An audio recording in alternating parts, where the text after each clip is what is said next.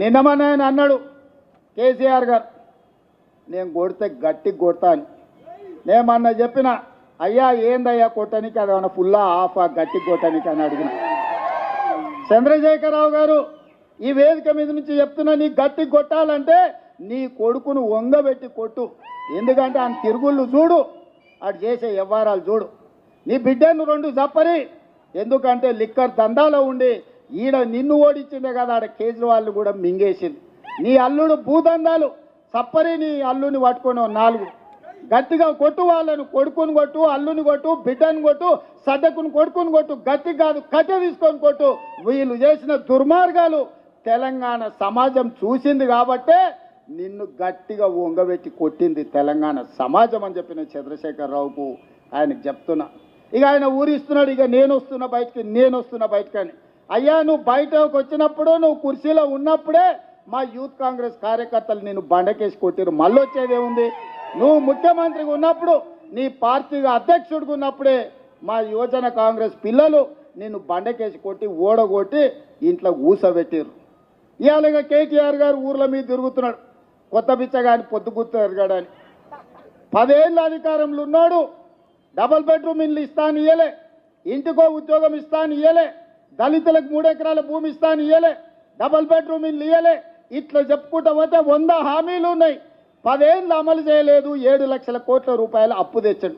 10 నెలలు కూడా కాలేదు, అప్పుడే బిచ్చగాని గంగిరెద్దులో తిరగా సంక్రాంతి పూట గంగిరెద్దుల్లో వచ్చినట్టు ఊరు తిరుగుతున్నాడు. ఈ ప్రభుత్వం ఏం చేయలేదని. ఈ ప్రభుత్వం 5 ఏళ్ళ నిన్నమని ఆయన అన్నాడు కేసీఆర్ గారు, నేను కొడితే గట్టి కొడతా అని. నేను మొన్న చెప్పిన, అయ్యా ఏందయ్యా కొట్టనికి, అది ఏమన్నా ఫుల్లా ఆఫా గట్టి కొట్టనికి అని అడిగిన. చంద్రశేఖరరావు గారు ఈ వేదిక మీద నుంచి చెప్తున్నా, నీ గట్టి కొట్టాలంటే నీ కొడుకును వంగబెట్టి కొట్టు.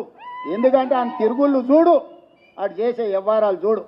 నీ బిడ్డను రెండు జప్పరి, ఎందుకంటే లిక్కర్ దందాలో ఉండి ఈడ నిన్ను ఓడించిందే కదా, ఆడ కేజ్రీవాల్ కూడా మింగేసింది.